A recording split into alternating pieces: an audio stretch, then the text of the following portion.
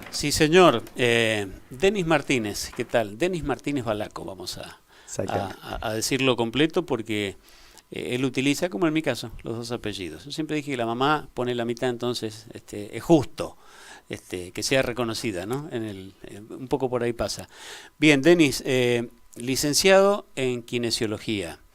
Y para hablar contigo de un tema que a mí me parece muy interesante, esperemos que a la gente también, para el oyente digo, porque tiene que ver con la recuperación de las lesiones y los posoperatorios y cómo intervienen ustedes en la disciplina, ¿no? Es mucho más, sobre todo en lo que es lesiones, ¿cómo progresó esto, por favor? ¿Cómo avanzó? Totalmente, la kinesiología es una rama de una ciencia de la salud que es tan moderna y tan nueva que constantemente hay que estar capacitándose, constantemente hay que estar investigando porque es una vorágine de información continua que se está generando, de manera que el que se atrasa un poco se queda. Tenemos la grandísima suerte de que sea así, porque a los que nos gusta es la verdad que algo apasionante. Yo veo que en la medicina la tecnología está cada vez más, es decir, la medicina siempre tuvo su parte tecnológica en cuanto a las técnicas, digo, de quirúrgicas, etcétera, etcétera. Ni qué hablar de la kinesiología, donde evidentemente para tratar al paciente hace falta de aparatología. Pero ¿cuánto incide hoy la buena o los aparatos de última generación respecto a los de, no sé, 10 años atrás, en la recuperación de un paciente? Es así, justamente por lo que decíamos recién, ¿cierto? Sin embargo, la kinesiología hay como dos grandes vertientes. Es muy artesanal porque se convive con el dolor del día a día del paciente. Entonces, una de las vertientes va a ser más sobre las terapias manuales, ¿cierto? Y se subestima un poco la parte de la aparatología. Y otra es más esta parte tecnológica, ¿cierto? Porque si bien la tecnología va mejorando, la base de los tratamientos siguen siendo casi los mismos aparatos que hace un tiempo. Lo que van saliendo son nuevas alternativas. Por ejemplo, la magnetoterapia, que es algo que se ha hecho el común de la gente, si hay un kinesiólogo, sigue teniendo el mismo principio activo.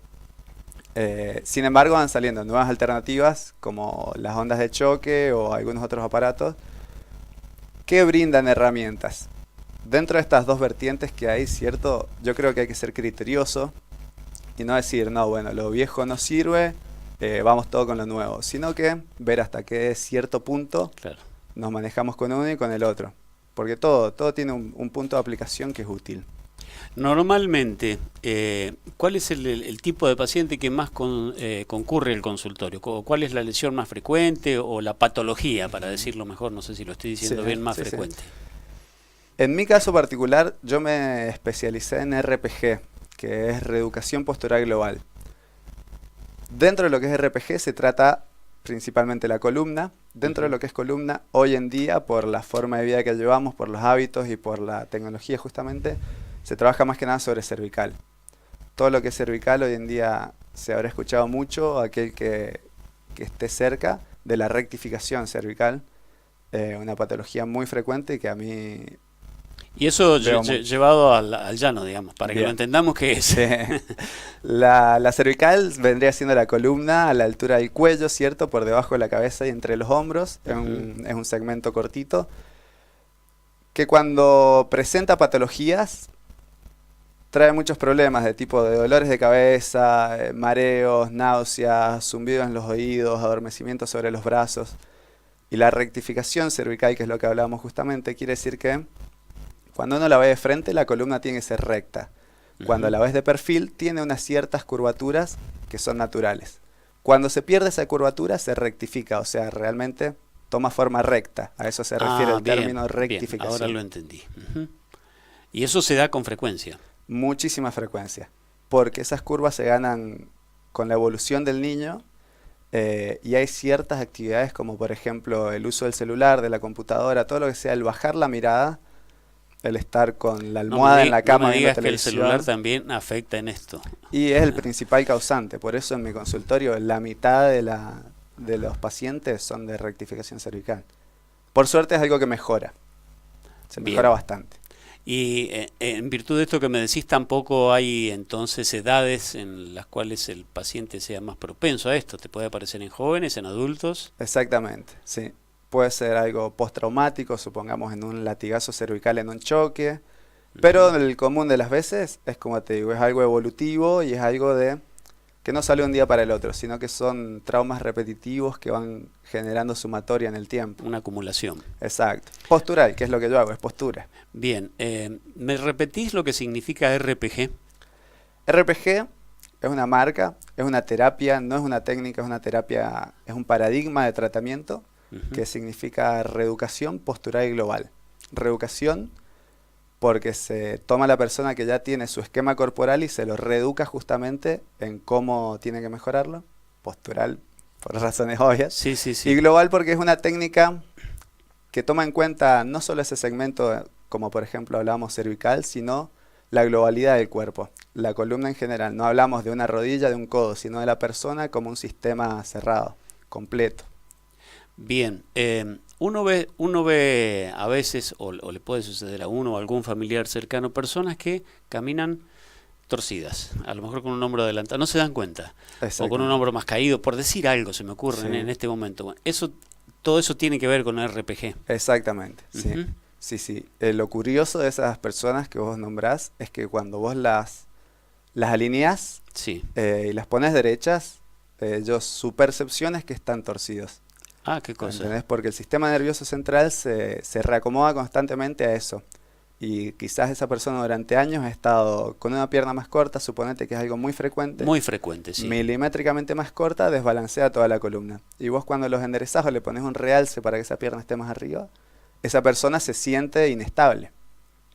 Claro, hay toda una cuestión de acomodamiento. Supongo que partirá del cerebro y hacia el resto del cuerpo para las órdenes cerebrales. Digo yo, estoy hablando como si supiera, en vez de preguntarte, ¿no? Sí, exactamente. Es un feedback completo, es una retroalimentación constante que existe. Hay corpúsculos, órganos encargados de exactamente esa función dentro del cuerpo, dentro de los tendones, dentro de las articulaciones, que son las que nos hacen tener la percepción de nuestro propio cuerpo. Como vos, por ejemplo, en este momento podés estar sentado con las piernas cruzadas y sin mirar que tenés las piernas cruzadas te das cuenta de ello. Eso mismo genera la reacomodación del cuerpo y de la postura. Antes, ante un esguince, hace, no sé, 15, 20 años, un esguince o bota de yeso, un esguince de tobillo, digo. Sí. Y ahora veo que no. Y mucho, el yeso prácticamente uno no lo ve ya, ve otras cosas ante una fractura. Lo rápido que a la gente los médicos le indican que tiene que ponerse en movimiento tras una operación de diversa naturaleza. ¿Cómo evolucionó todo eso, no? ¿Son nuevas escuelas respecto a la misma forma de recuperarse, o sencillamente se fueron haciendo estas cosas como prueba y error? Así, contanos un poquito por qué se ha evolucionado. Sí, el área de los tiempos de inmovilidad es algo sobre lo que se ha progresado muchísimo. Junto con esta misma evolución de la materia. Cada día se tiende menos a la inmovilidad, porque el cuerpo se recupera moviéndose y está preparado para moverse. La inmovilidad termina acarreando un montón de otros problemas que al final terminan siendo más difíciles de corregir que el problema primario. Lo que decías vos, por ejemplo, el esguince de tobillo, hace un tiempo se usaba mucho el walker, que es la bota negra con los abrojos, tipo yeso para inmovilizar. También. Era común, la persona se esguinzaba, de libro, walker 45 días, y al final era más difícil el corregir la inmovilidad que lo que fue el esguince, la propia lesión. Porque la inmovilidad lleva después a impotencia funcional, lleva a debilidad muscular. Un estudio que veía decía, en personas sanas, se hizo inmovilidad a propósito durante 2 semanas, de una pierna sí, de la otra no. Y que al mínimo lapso de 2 semanas, las personas entrenadas perdían un 32% de la fuerza. O sea, significativo la fuerza que se pierde en 2 semanas de inmovilidad. Imagínate 45 días como es lo normal que se pone. Estamos hablando de prácticamente paralizas una parte de tu cuerpo. Exactamente. No quiere decir que, por ejemplo, se siga usando, y es obvio que es necesario frente a alguna fractura que sea inestable, porque hoy en día también algunas fracturas muy estables se trabajan con algunos vendajes funcionales, que son vendas elásticas y adhesivas, que cumplen la función de contener, pero que te permiten una cierta libertad de movimiento. Bien, la última que sí tiene que ver casi estrictamente con lo deportivo, aunque le suele suceder también a personas que no hacen deportes. ¿Por qué tiene tanto o por qué demanda tanto tiempo de recuperación una rotura de ligamentos de rodilla, de ligamento cruzado, lesión tan frecuente en los futbolistas y también en algunos otros deportes? Sí. Siempre me llamó la atención, ¿por qué tanto tiempo? Es una rehabilitación larga, es de las más largas. La rodilla a mí siempre me llamó la atención, particularmente cómo está arquitectónicamente tan bien preparada. Si una persona cualquiera agarra un libro de anatomía y ve cómo está constituida por dentro de la rodilla, es algo que es increíble, que naturalmente sea así. Los ligamentos cruzados, que están perfectamente preparados para soportar tensiones, hay veces que esa tensión los supera y se cortan, ¿cierto? Es larga por la naturaleza de que se cambia un ligamento, normalmente en el común de las cirugías, por una parte de un tendón. Entonces pasa un periodo que se llama de religamentización, que es que ese tendón tiene que pasar a ser ligamento, ¿cierto? Se saca un tendón de otra partecita del cuerpo y se instaura y se atornilla, literalmente se atornilla, en el mismo sentido. En el ligamento que se cortó. Exacto, en la lesión. Exacto. Por ese ligamento se retrae y se cuando pierde. decís que se tiene que convertir en ligamento, que tiene que crecer en volumen o en fuerza. Cambia las características. Cambia las características. Se vuelve menos elástico, más rígido, se engrosa. Y todo eso pasa automáticamente en el cuerpo. En ese caso sí es necesario un periodo de inmovilización. Claro. Con una férula de extensión. Pero el tiempo está íntimamente ligado a eso. No es un proceso biológico que no se puede... Exactamente. Hay ciertos tiempos biológicos que hay que respetarlos. Y por ahí es difícil que se entienda. Y por supuesto de manera asistida, ¿no? Con un exactamente, sí. Hay ciertas herramientas que tenemos a la mano, que es los equipamientos de fisioterapia, que lo aceleran. Y es todo lo que se usa. Y así todo usando esos equipamientos sigue siendo lente. Muy bien. Perfecto. Llegamos al final de la entrevista, Denis. Te agradecemos la presencia. El año pasado estuviste también con nosotros y fue muy, muy entretenido. Digo, porque uno aprende con la gente que sabe. Entonces, cada tanto le invita y por supuesto te estoy comprometiendo, porque en algún momento del año, seguramente con algún otro tema, te tendremos por aquí. Muchas gracias. Genial. Muchas gracias a ustedes. Denis Martínez, licenciado en Kinesiología.